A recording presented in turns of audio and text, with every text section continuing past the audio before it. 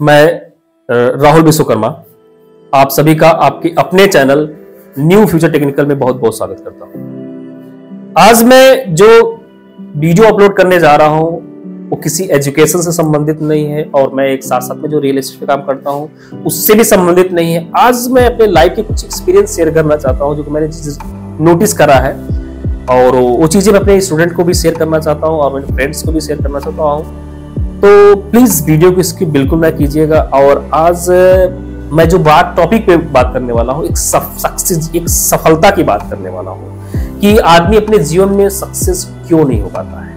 मैं एक real estate का काम करता हूँ और मैं वहां पे हमारे प्रिय गुरुजी जिनका नाम है डॉक्टर अवधेश नारायण पांडे सर का एक चीज मैंने नोटिस किया और चीज को मैं आपको बताना चाहूंगा कि जब अगर आपको चाहे कोई स्टूडेंट हो चाहे कोई पर्सन हो जो अपने बिजनेस में ग्रो करना चाहता है, अगर कोई स्टूडेंट है और अपने स्टडी लाइफ में बहुत बेस्ट बनना चाहता है, अपने सारे अचीवमेंट को फटाफट रिसेंटली अचीव करना चाहता है जितना जल्दी हो सके, तो कुछ चीजें नोटिस मैंने किया कि ऐसा रीजन क्या है कि क्यों नहीं कर पाता है।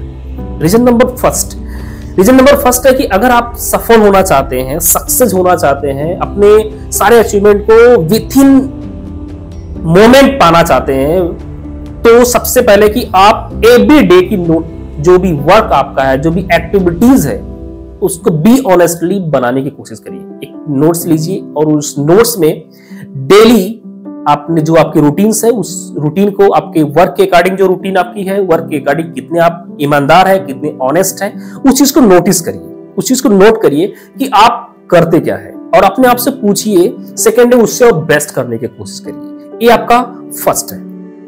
सेकंड नंबर, आदमी सफल इसलिए नहीं हो पाता है कि वो उन लोगों के बीच हमेशा घूमना पसंद करता है, उन लोगों के बीच हमेशा रहना पसंद करता है जो अंदर अंदर उसको हमेशा खाते चले जाते हैं। कभी रिलेशन मेंबर के लिए हमेशा स्टैंड होना, कभी फ्रेंड के लिए हमेशा। मैं मानता हूं कि भाई सोशल है, सामाजिक है, हमारा हम फैमिली से बिलोंग करते हैं तो हमारा जो ह्यूमैनिटी पावर है, जो हम हमेशा एक दूसरे से मिलना चाहते हैं, हम एक दूसरे का हेल्प करना चाहते हैं, लेकिन इतना हेल्प ना करिए कि आप अपने लिए कुछ ना कर पाए।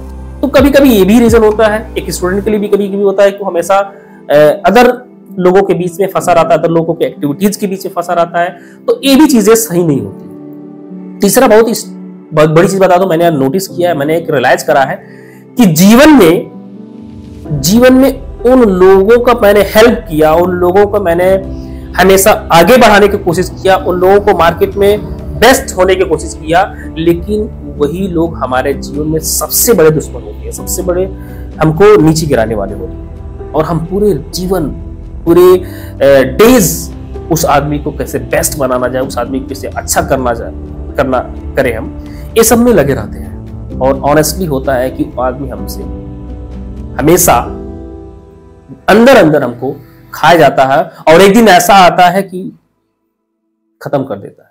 मैं एक एजुकेशन फील्ड से, मैंने बहुत से ऐसे स्टूडेंट का मैंने बहुत से हेल्प करा है, कहना तो नहीं चाहिए बट आज दिल बड़ा अजीब लग रहा है, इसलिए मैं आज आपको शेयर कर रहा हूं कि मैंने ऐसे स्टूडेंट का हेल्प करा है कि जिनको मैंने हर तरीके से हेल्प किया, फीस के लिए और हर तरीके से उनको बेस्ट बनाने की कोशिश किया।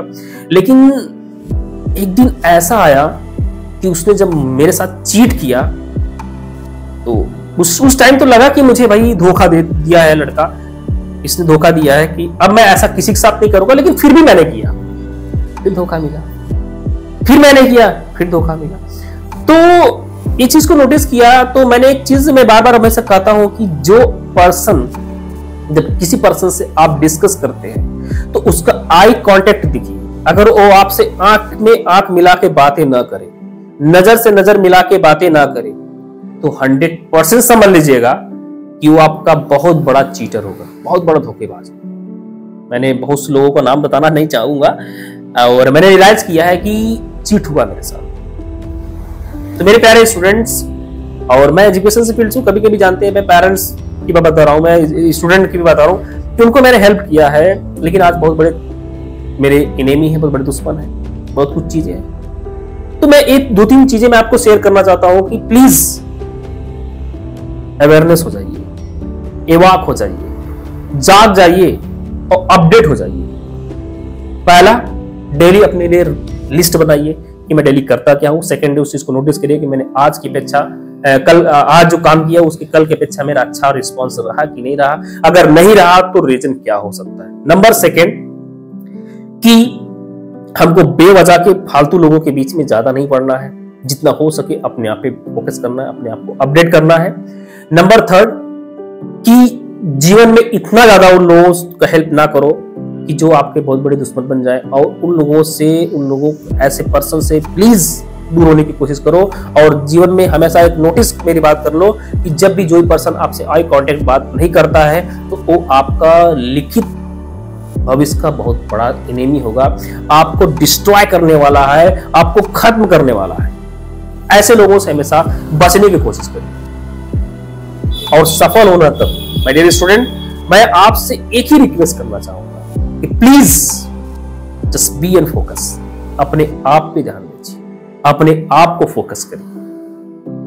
एक कहानी छोटी से बताना चाहूंगा कि कुछ लोग ऐसे होते हैं कि जो मैं नहीं मान मैं भी गॉड को मैं बिलीव करता हूं, लेकिन गॉड पे बिलीव करने से पहले सबसे पहले अपने वर्क को बिलीव करना चाहिए। कभी कभी कुछ लोग को मैंने सुना है कि कहते बहुत मशक्कत से बहुत मेहनत की, 100% मैंने अपने दिया, लेकिन मेरा रिजल्ट नहीं सही है।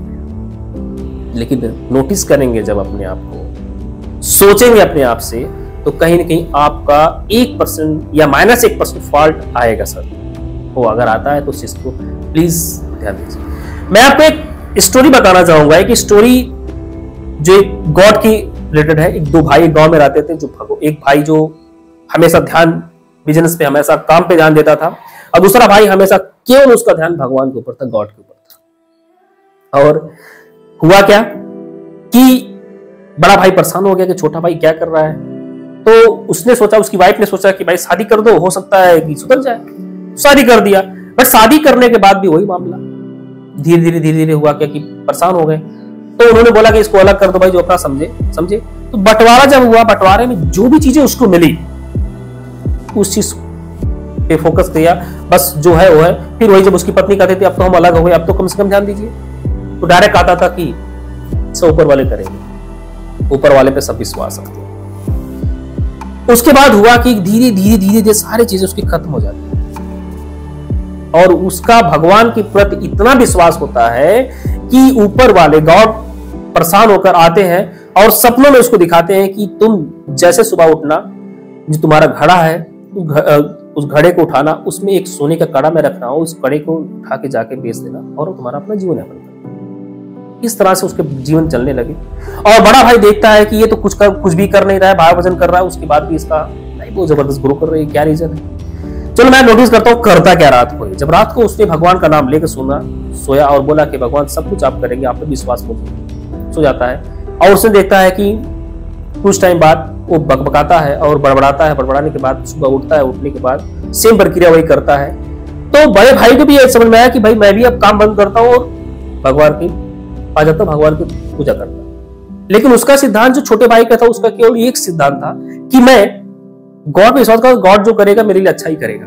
लेकिन जो बड़े भाई के सिद्धांत आ गया कि मैं काम नहीं करूंगा और मुझे गॉड सब कुछ दे देगा, यानी उसके अंदर चेष्टा हो गई कुछ पाने की। और जब वो ऐसा करता है, धीरे धीरे वो एकदम पूरा खत्म हो जाता है और भगवान परेशान कि अब करे तो करे क्या। उसके बाद गॉड जाते हैं और जाने के बाद दोनों को बताते हैं, देखो भाई मैं तुम्हारा तभी हेल्प कर सकता हूं जब तुम ईमानदारी से अपने काम करोगे। मैंने गलत किया उस छोटे भाई तुम्हारे लिए कि तुम्हारे छोटे भाई को मैंने इतना हेल्प किया, और मैं तुमसे भी कह रहा हूं कि तुम भी अपने कर्म पे ध्यान दो, क्योंकि कर्म ही पूजा है, कर्मणे च देवता। इन्हें बताया गया वर्क इज वर्शिप। तो डियर स्टूडेंट, डियर फ्रेंड्स, कर्म हमारा सही होना चाहिए, गॉड तो हमारे को देगा ही, but first of all work. So आज इतने ही मैं आपको कहना चाहूंगा और फिर से कहना चाहूंगा कि धोखेबाजों से सावधान रहें। धोखेबाज कब कहां कैसे मिल सकते हैं इसकी कोई गारंटी नहीं है। Thank you so much.